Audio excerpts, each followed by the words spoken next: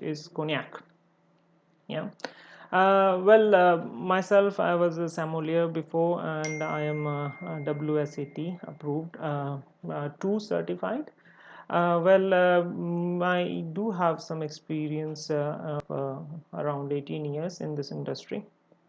Well, as we are ongoing training going on, I can do a lot of trainings for your hotel if you are working in a small organization for yourself.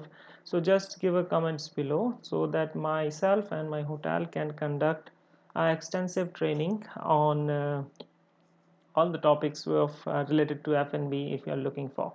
So which can include wines, spirits, service standards, as well as all the other topic of trainings in F&B basically.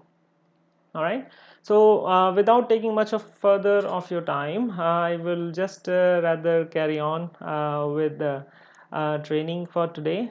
This training will take nearly about 20 minutes, so please take notes if you want, and you can also comment below if you have any questions further, so that I can reply them back as such.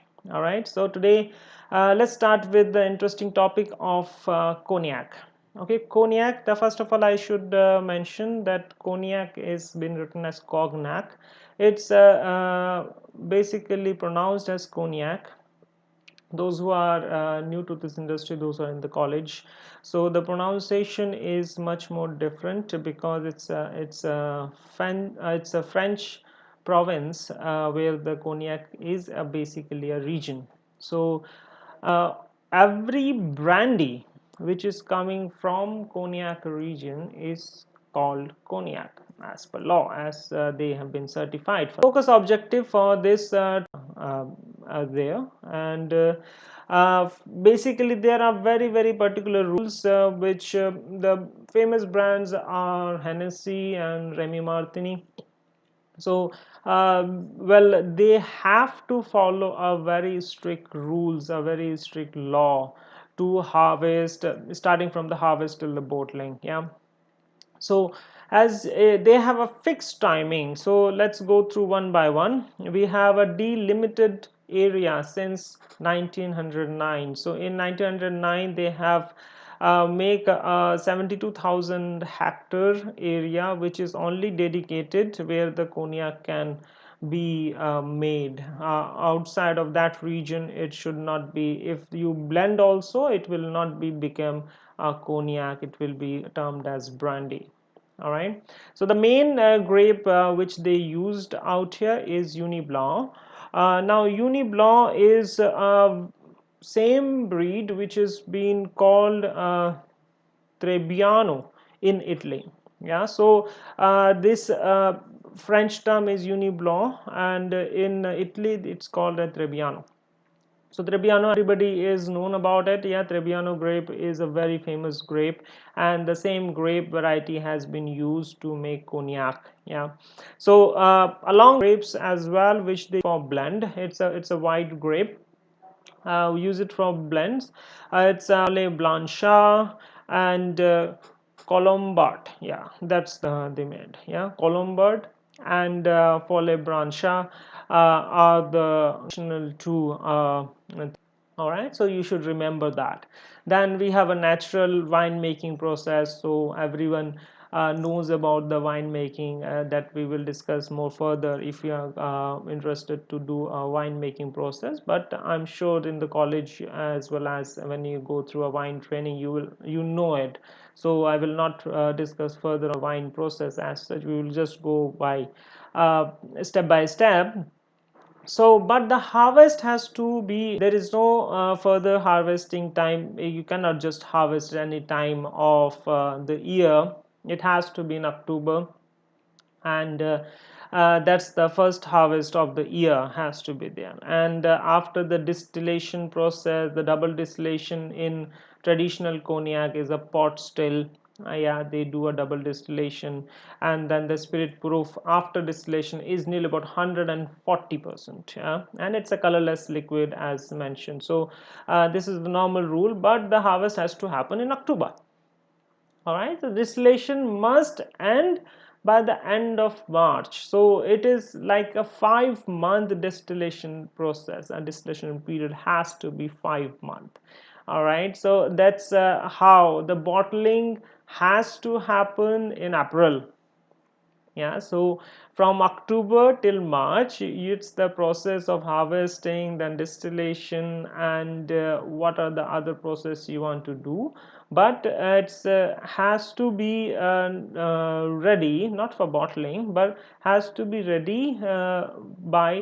All right, let's go out here that the aging is the thing which makes it labeling, and which makes it on a process of the expense and the price of particular cognac. Yeah, so I have made an example as such that why the cognacs are expensive. Now if I have made an example of like October 2005, the harvesting has started. Yeah, so on the harvesting, of course, as I mentioned, the harvesting has to start on October in 2005. So by March 2006, the harvesting has to be finished, the distillation process has to be finished, and it goes to the barrel.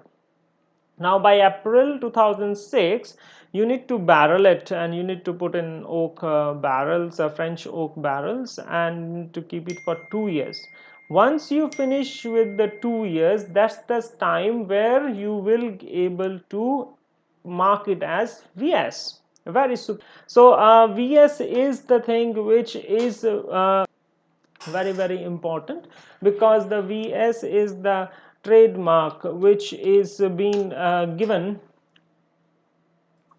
to the all the cognacs which are been for 2 years in barrels. Yeah, so this is very important things, that if you see VS are the not, I will not say low quality, but it's the quality which gives the trademark that the cognac is there in oak barrels for 2 years. So the VS stamps comes up. So Remy Martini VS, Hennessy VS, these all are 2 years old. So it has been harvested 2005, and then in 2008 it got bottled. So this is the same thing which you have to mention, I mean you need to remember, as for 4 years become VSOP or reserve.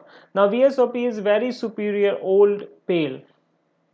All right, so you need to remember those terms as such, because in every cognac you will find either VS or VSOP or reserve.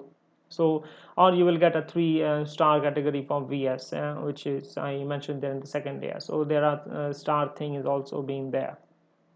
Then we got XO. Now XO has a new thing, alcohol as such. I have got a chance to taste XO. Yeah, it's a very gentle, sophisticated. Yeah, it will give you a honeysuckle with some strawberry, blueberry, and because it's aged for many years. Yeah, it's a longer the age is, the alcohol disappears, and it's the flavor which comes out. Yeah, so the XO is a kind of cognac which worth trying. So you should mention to these things to your guest, and they will love it. They will, once they try XO, and if they can afford, they will only go for XO, because the VSOP and VS a little bit of harsh in the palate as well as in the throat. But if you have XO, it's really smooth. Yeah, you cannot compare anything on which compared to XO.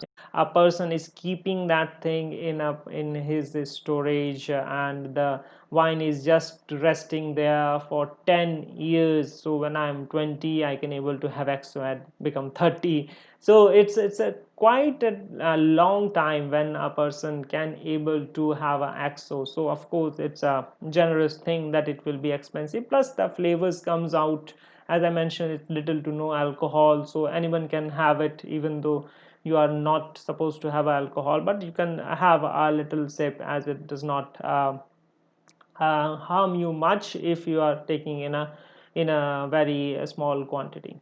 Is cognac is more expensive to produce than whiskey or vodka? Yes, I mentioned it before that yes, it is much more expensive than whiskey, and 6 times expensive than vodka as such. So cognac is an expensive stuff to make, so that's why the prices are a little bit of on a higher side compared to a whiskey and vodka. So what we learned today about cognac. So let's go through a summary for it. Yeah, the cognac production is long, costly, and complex. Yeah, as I mentioned before, it is a very long, and it has a very strict rules that it has to be in October, and the distillation process has to finish in March. Yeah, so then we got a cognac is a brandy, but not every brandy is a cognac. Yeah, so because the cognac is specific from come from the region of France, which is cognac region. Yeah, all right. So then goes to cognac are the blend of different years. Yes, you can do cognac blends in different years, but of course it has to be from the region of cognac itself. Yeah. VS require minimum aging of 2 years. VSOP is very superior old pale, requires a minimum aging of 4 years. And AXO and above requires a minimum aging of 6 years. There's been regulation came that AXO has to be for minimum aging of 10 years. Yeah, so this is very important. So the words which you should remember is specific areas, blends, and natural process of that wine making as such. Yeah, so that will be end of the session today. Yeah, thank you very much for attending, and as I mentioned, please we do able to capable of to do this virtual and our hotel. So any kind of trainings you required, please do comment below, so that myself and my hotel can able to communicate with you, so that if you don't have any training manager, so we can able to do the trainings as live sessions. All right, thank you very much. Enjoy your evening and have a nice day. See you again.